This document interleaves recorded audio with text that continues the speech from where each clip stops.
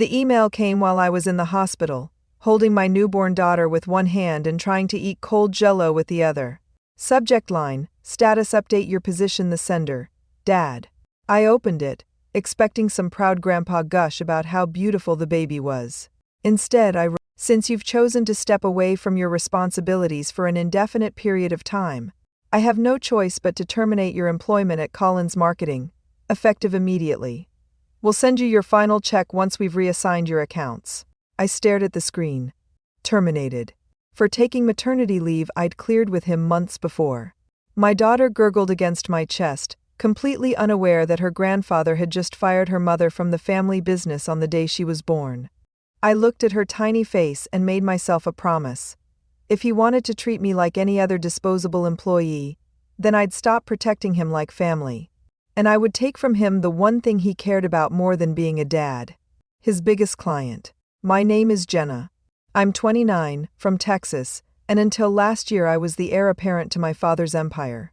At least, that's what everyone kept telling me. Someday this'll all be yours, Dad would say, sweeping his arm around the open-plan office of Collins Marketing like it was Rome and he was Caesar. The business wasn't huge, but it was solid. A small marketing agency that handled regional campaigns for mid-sized companies. Billboards, digital ads, branding, that sort of thing. Dad started it in our garage when I was 6. I stapled his early flyers. I sorted business cards. By high school, I was designing logos for his smaller clients, doing social media posts between homework assignments. My older brother, Nate, wanted nothing to do with any of it. He was more interested in music, then in startups, then in whatever multi-level marketing scheme his buddies were pushing that month.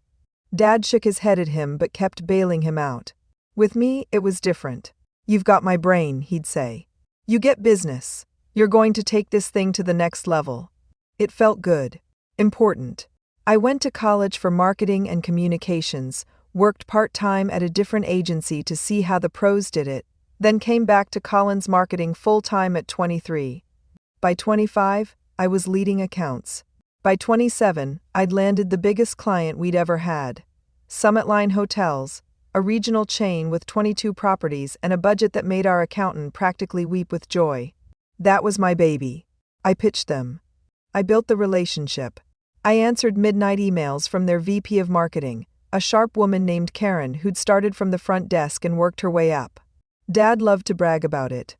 My daughter brought in Summit Line, he'd say at every networking event. Couldn't have done it without her. She's my right hand. He'd say it like a compliment. It took me a while to realize what it really meant. As long as I was useful to him, I was golden. The second I needed something from him? Different story. My husband Mark and I had been together since college. He's an engineer, quiet, thoughtful, the kind of guy who actually reads instruction manuals before building IKEA furniture. We'd always wanted kids, but we were careful. Not until we're stable, we said. Not until we can afford daycare or one of us can take time off. By 28, we were as stable as two millennials with student loans can be. We owned a small house. I was making good money at the agency, mostly from commissions on accounts like Summit Line. Mark's job had decent benefits. So when the pregnancy test came back positive, we actually high-fived. I told Dad at the office one Tuesday morning, after a client call went especially well. He was at his desk, scribbling on legal pads like always. "Hey, Dad?" I said. "You got a minute?" "Make it quick," he said without looking up. "I've got a printer rep coming in 10. I'm pregnant," I blurted. He froze. For a second, I saw raw emotion cross his face, surprise, then something like fear, then a flash of pride. Then he cleared his throat and put on his boss face. "Well," he said, "congratulations, I guess. That's big news." I laughed nervously. "Yeah," I said. "We're excited." He leaned back. "So what does this mean for your workload?" he asked. "You gonna be okay to keep up? Summit Line is ramping up for their summer campaign. We can't have stuff slipping." "Of course," I said quickly. "My due date's in late May. The big push should be done by then. And we'll figure out coverage for the few weeks I'm out." "Few weeks?" he repeated. I shrugged. "I was thinking maybe 8 weeks?" I said. "Mark and I ran the numbers. We can handle some unpaid time if we budget. I qualify for FMLA at the agency size. He cut me off. FMLA is for corporate people, he scoffed. We're a family business. We don't need the government telling us how to handle our own. It still applies, I said gently. We have enough employees. I checked. He waved his hand like I'd said something about horoscopes. Look, we'll cross that bridge when we get there, he said. Right now, I need you focused. We've got a big quarter coming up. You and I are this company's engine. We slow down, the whole thing stalls. I nodded, throat tight. That was Dad in a nutshell. Feelings were for after the work got done. During the pregnancy, I worked my ass off. Morning sickness? I pushed through client calls between bathroom runs. Back pain? I propped my laptop on a pillow and kept writing proposals. I put in late nights because I knew or thought that once the baby came, everything would slow down. I kept Dad in the loop. At our 6-month check-in, I brought a neat little packet. Here's my maternity leave plan, I said. Timeline, coverage, what I can do remotely after a few weeks. Summit lines mostly digital in June and July, so I can handle strategy from home while Ethan, our junior account manager, takes meetings. He flipped through it, unimpressed. You millennials and your plans, he muttered. Back in my day, your mom worked until the day before she had you and was back at the desk 2 weeks later. Mom wasn't running a multi-6-figure account, I said, trying to keep it light. And we weren't living in a country with any real maternity support. I'm just trying to be responsible. He sighed. How long did you say you'd be out? He asked. 6 to 8 weeks, I said. Then part-time remote for a month or 2, depending on how it goes. He tapped the desk. 6, he said. We can't afford to have you out any longer. I'll let you know if that's going to be paid or unpaid once I look at the numbers. You don't already know? I asked. He frowned. Jenna, you act like I've been sitting on a pile of cash for 20 years waiting to give it to you, he said. This business runs on thin margins. If you want to take a luxury vacation from work, that's your call, but don't expect me to bankroll it. Luxury vacation. The word stung. But I nodded, because what else was there to do?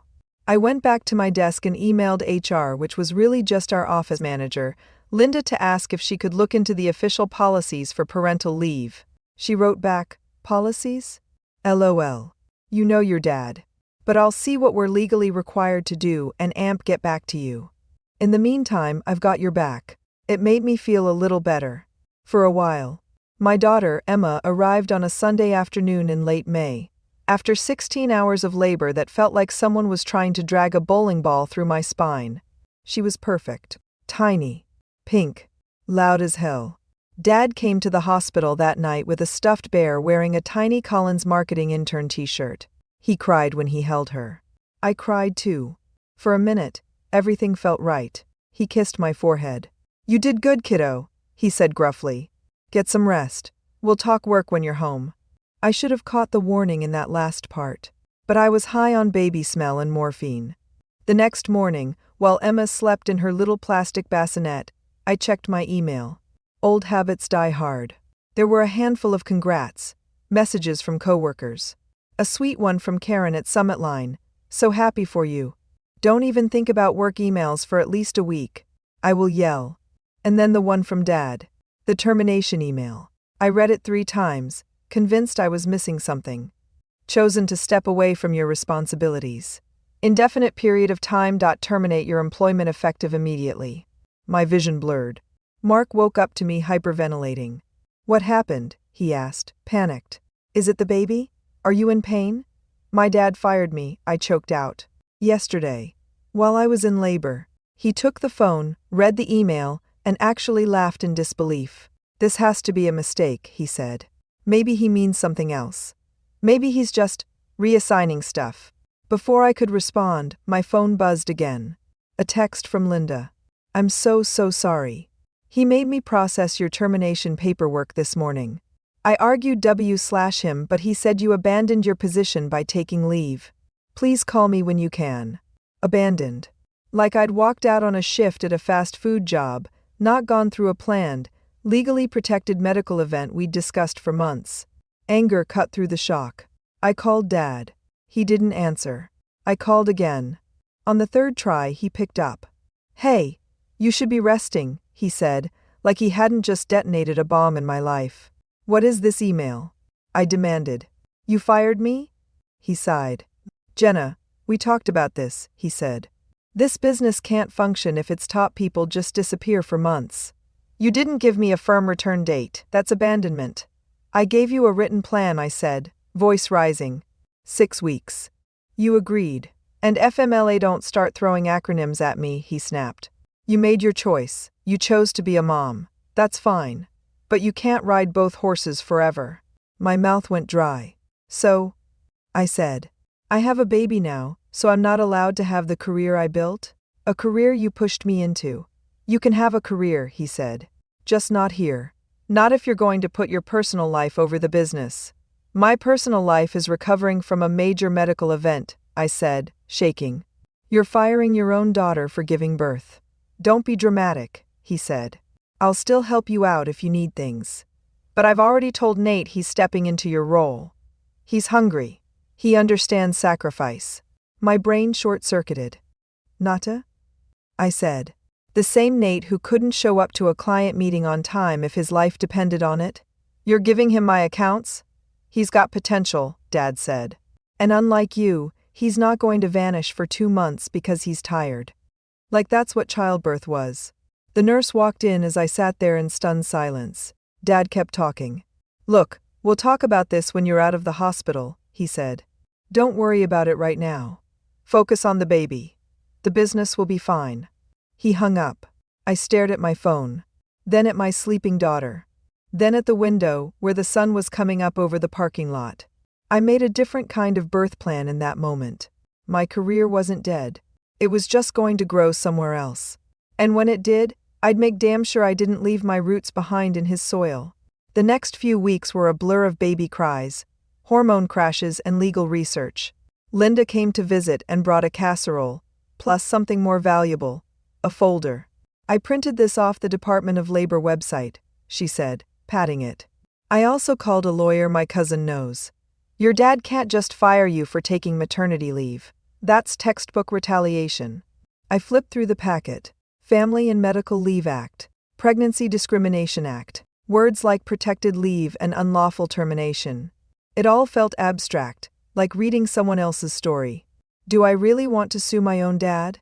I asked Mark later, exhausted. He sighed. "I don't know," he said honestly. "But I know you shouldn't just roll over and let this happen." We met with an employment lawyer for a consultation. She listened, eyebrows climbing higher with every detail. "He emailed you the termination while you were literally in labor?" she said. "And referenced your indefinite leave even though you'd given him a 6-week plan?" "Yes," I said. She shook her head. "From a legal perspective, this is bad. For him," she said.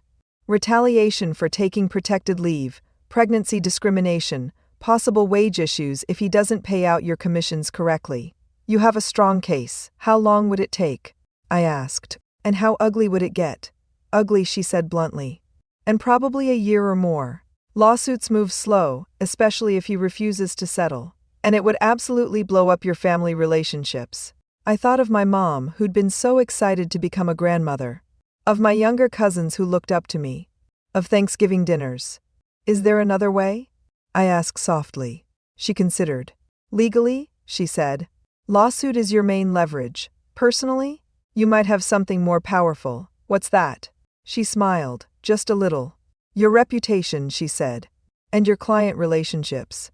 People don't like doing business with companies that treat women, especially their own daughters, this way." The idea lodged itself in my brain. I didn't want to nuke my entire family with a lawsuit. But I also didn't want to let him walk away thinking there were no consequences. Maybe I didn't need a courtroom. Maybe I just needed my phone. I called Karen from Summit Line when Emma was 4 weeks old and I could string sentences together again. "Jenna," she answered. "How's mom life? Send pics." "I will," I said. "But, that's actually why I'm calling." I told her. Not everything, not the raw parts. Just the facts. How I'd taken approved maternity leave. How Dad had fired me in the hospital. How he'd given my accounts to Nate. How he'd called my leave a luxury vacation. There was a long pause on the other end. "Are you kidding me?" she said finally. "He fired you for having a baby?" "Pretty much," I said.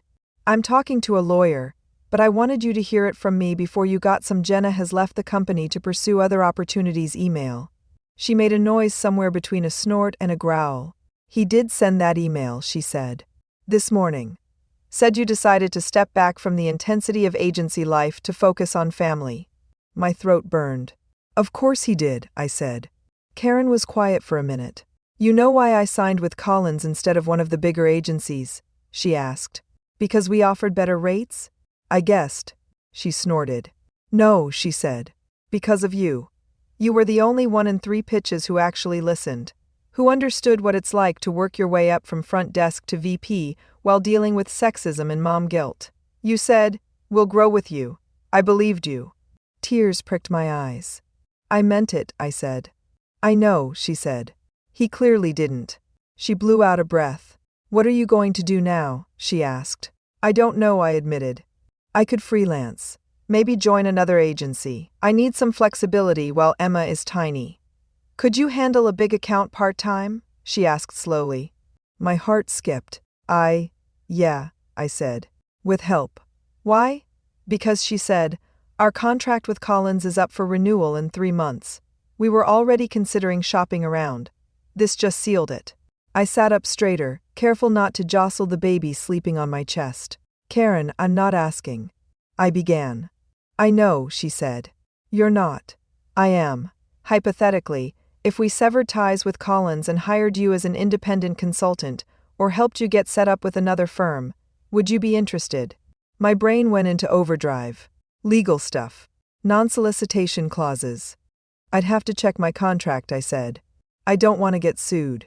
Do that, she said. In the meantime, send me your lawyer's info.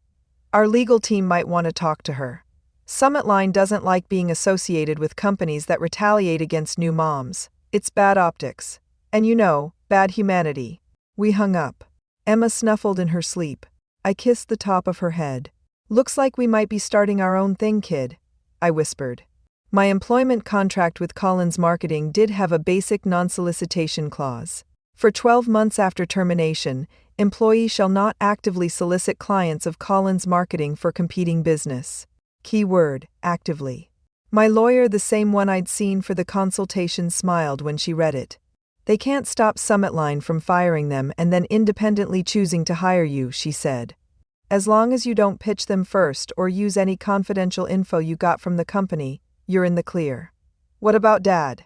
I asked. He's going to lose his mind if they leave. She shrugged. Actions meet consequences, she said. If he treated his people and his daughter better, he wouldn't be in this position. Karen looped her legal team in. They drafted a polite but firm notice to Collins Marketing. Due to recent developments, Summit Line Hotels will not be renewing our contract at the end of the current term. We are evaluating new partners whose values align with ours, particularly regarding the treatment of working parents. They didn't mention me by name. They didn't have to. Dad called me that afternoon. What did you say to Summit Line? He barked, skipping hello. Hi, Dad, I said. How's your day? Don't play games, he snapped. Karen just sent us a non-renewal notice. After 8 years, with some crap about values. Did you poison them against us? I considered my words. I told her the truth, I said. That you fired me for taking maternity leave. That's it. You had no right, he said. You're trying to destroy what I built because you're mad you got called on your selfishness. Selfishness? I repeated. For having a baby and expecting not to be punished for it? For putting your personal life over the company, he said. Over your family. I laughed, incredulous. My family? I said. You mean the one that fired me while I was in a hospital gown? That family? He cursed under his breath. You always were too emotional for this business, he said. Fine. Go cry to Summit Line. See if they'll pay your bills when this little revenge fantasy runs out. He hung up. I sat there, shaking with rage, with adrenal calm down, with the weight of what I'd just set in motion. But underneath the fear was something else. Relief. For once, I wasn't twisting myself into knots to make his life easier. I was letting it get exactly as hard as his choices deserved. Over the next few weeks, word spread in our little regional marketing world. Did you hear Jenna left Collins? Rumor is, her dad fired her after she had a baby. Summit Line is shopping for a new agency. That's huge. I started getting LinkedIn messages. Hey, if you're looking, we'd love to talk. We have some part-time strategy roles that might be a fit. Any interest in starting something together? I'd never felt more wanted. Or more conflicted. On one hand, I was still raw, sleep-deprived, figuring out how to keep a tiny human alive.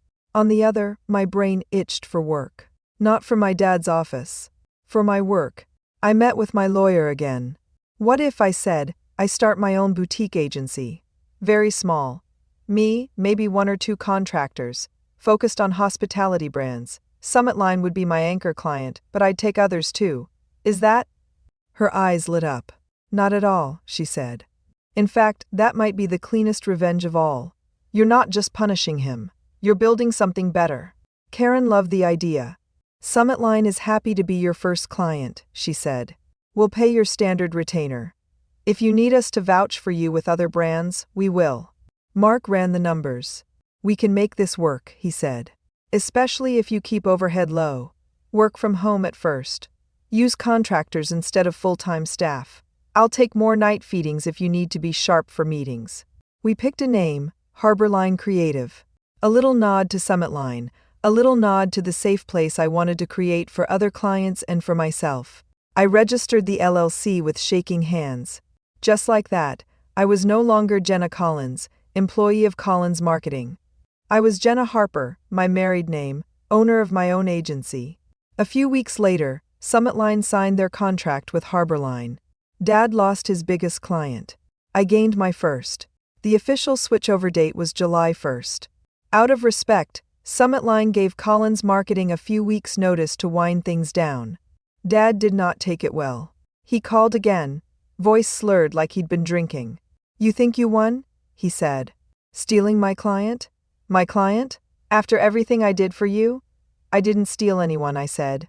They chose to leave after they saw how you treat people. I just gave them an alternative. You're nothing without me, he spat. You think they'll respect some stay-at-home mommy running a fake agency out of her kitchen? I looked around at the baby swing, the laptop, the whiteboard with campaign ideas scribbled across it. Watch me, I said, and hung up. The first few months of Harborline were intense. I learned how to nurse while on mute in Zoom meetings. I took client calls during nap time, praying Emma wouldn't wake up mid-pitch. I hired a former colleague as a freelance designer, an old college friend as a part-time copywriter. We worked weird hours, but we got results. Summit Line's summer campaign Stay Close, Seymour did better than any of their previous ones. Their bookings jumped. Karen sent me an email. Killed it. Our CEO is thrilled. Also, side note, we had 3 different people ask us who did the creative because it looks so fresh.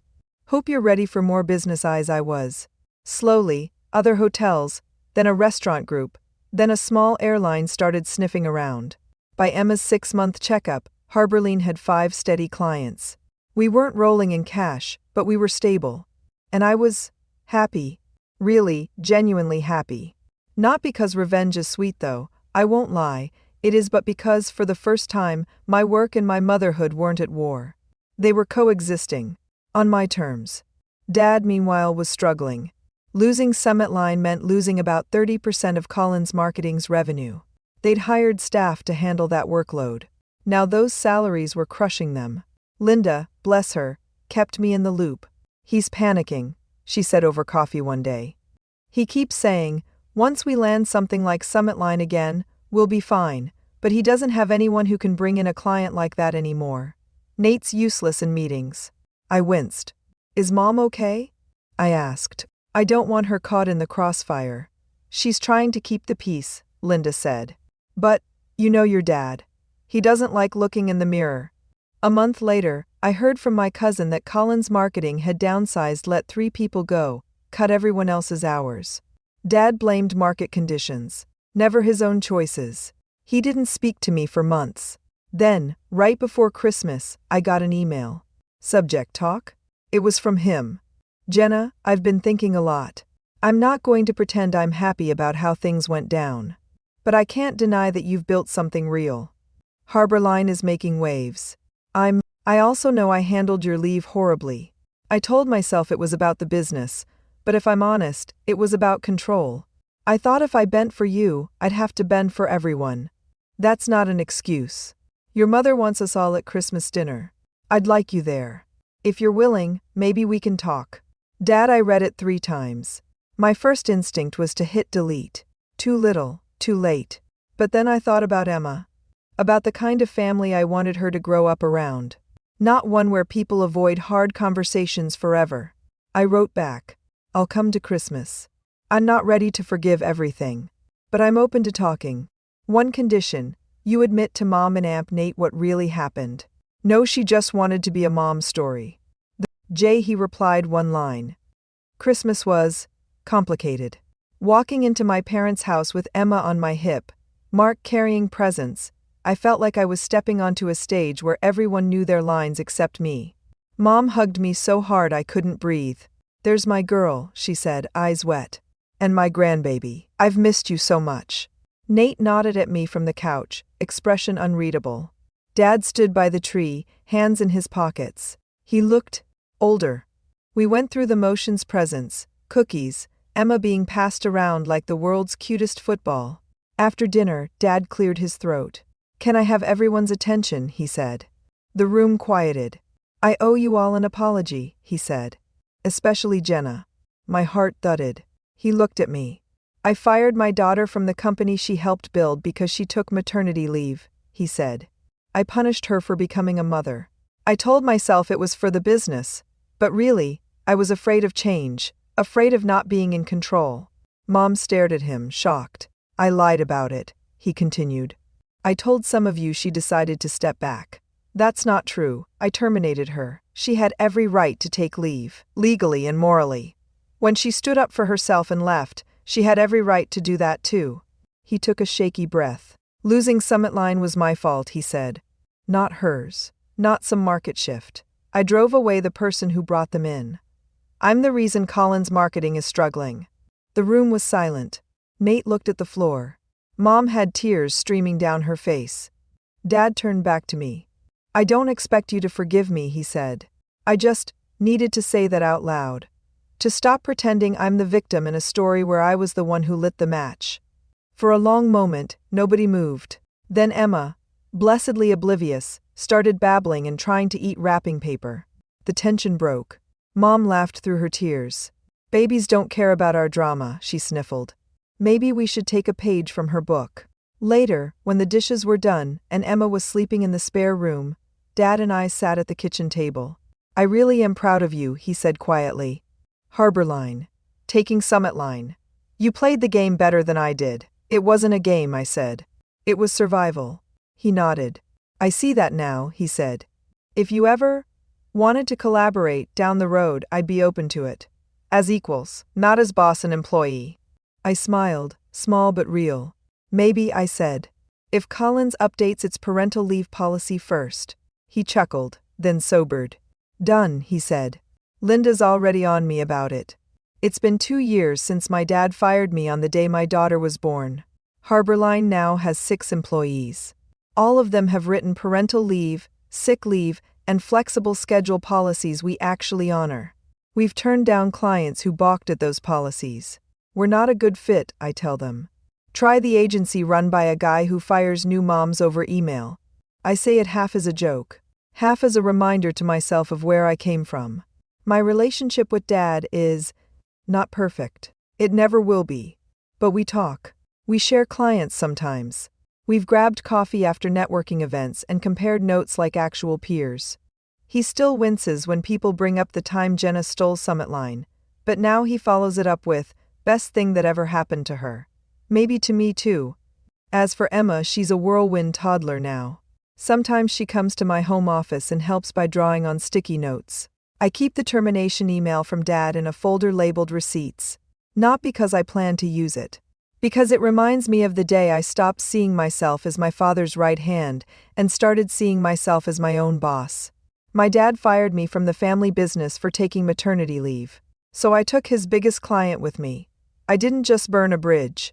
I built my own, on my land, with my name on the sign. And every time I walk across it, baby on my hip, laptop in my bag, I know exactly who got me here.